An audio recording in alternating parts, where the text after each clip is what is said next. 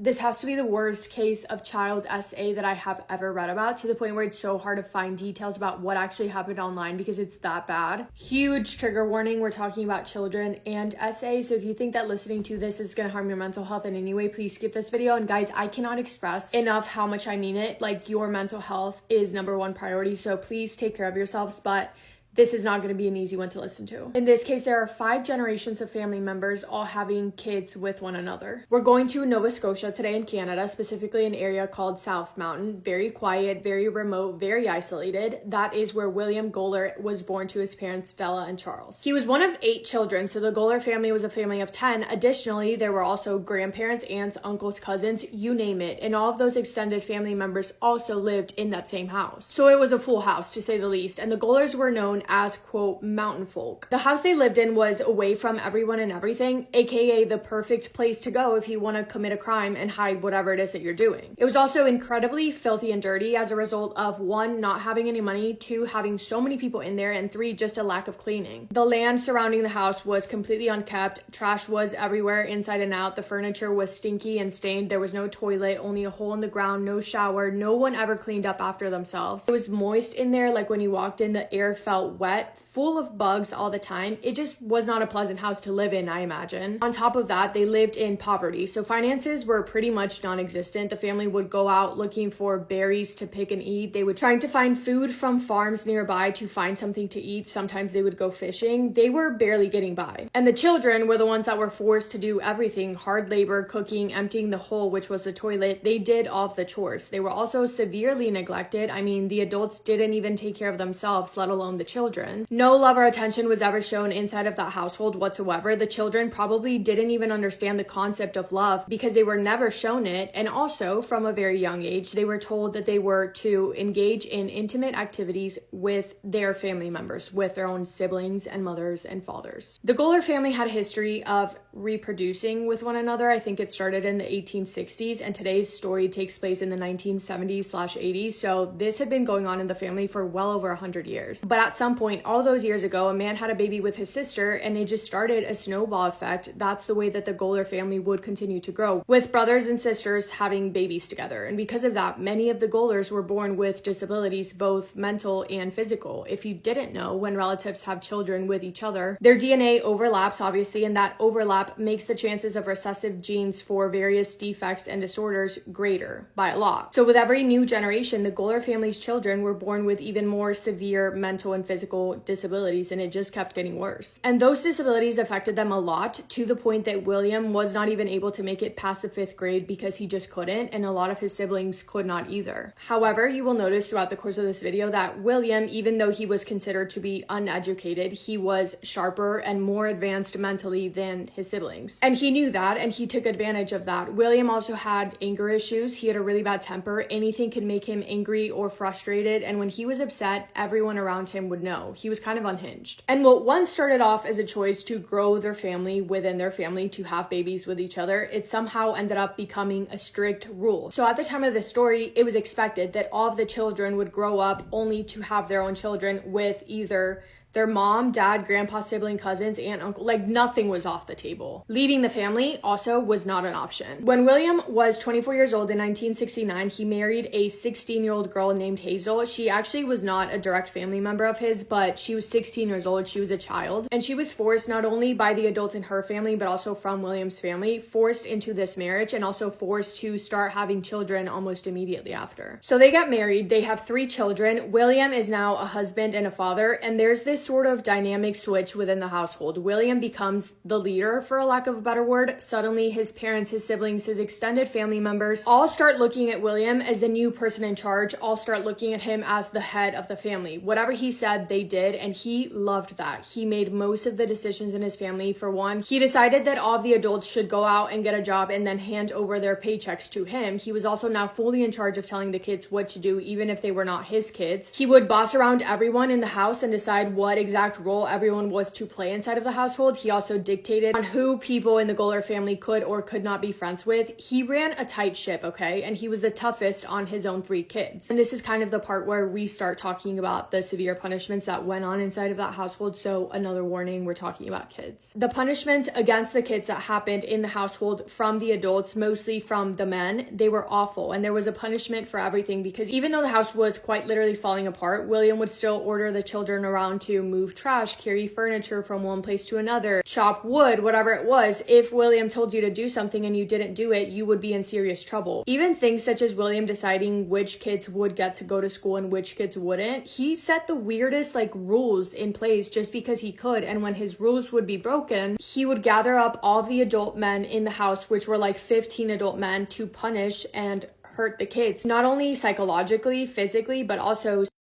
And he would target the children from the time that they were toddlers just because he could, because they were the most vulnerable and they could not defend themselves. Some of the punishments included being thrown down the stairs, being shoved into small places that they could not fit into, being forced in there and forced to stay there for hours. Different hard objects such as wooden panels being used on them until they were black and blue. They would use fear, isolation, and threats to keep them scared from the outside world so they wouldn't leave. And then there was a dog. William had a dog that he specifically trained to bite people, and when the kids misbehaved, he would release the dog and order it to go and bite the child. But probably worst of all, like I mentioned, was the SA, and there was a lot of intimate relations going on between family members. But when it came to the adults, they chose to do it most of the time, but when it came to the kids, they had no say. They were forced to do it whether they wanted to or not, and oftentimes this would result in pregnancy.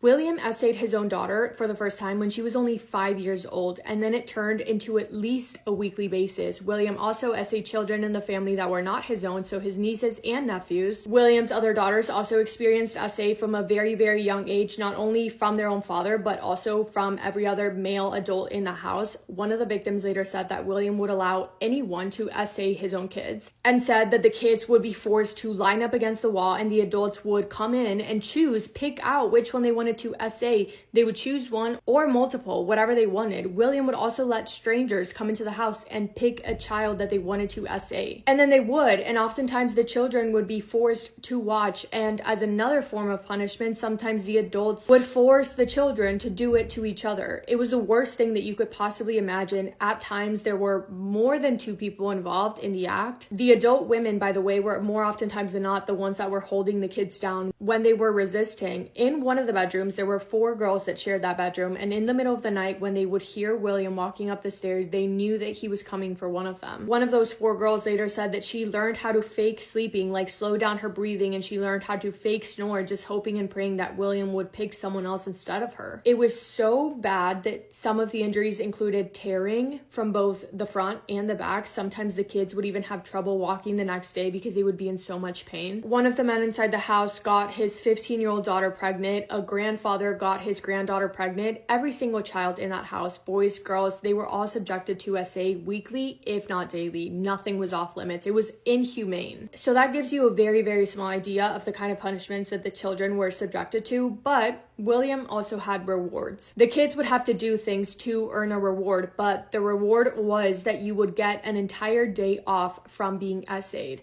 That was the reward that William had to offer. You literally cannot make this up. When William was in his 30s, his wife Hazel had to go away and be at the hospital for a little while. In the meantime, he found himself a new girlfriend who was pretty much the girl version of him, Wanda. She's terrible, maybe even worse than him, but they were fully together. So Hazel ends up recovering in hospital and she comes back to the house, but William refuses to get rid of his girlfriend Wanda, and he tells Hazel that he should be allowed to have both, a wife and a girlfriend. Hazel was not happy about this, but she didn't know what to do. So for a while, William, Hazel, and Wanda all shared a bed together, and both women were not happy about it. So the situation was messy. They were constantly fighting and their fights would get ugly. That went on for a while until Hazel eventually was like, I can't do this anymore. This is too much. And she left. She moved out, leaving her and William's 3 children behind.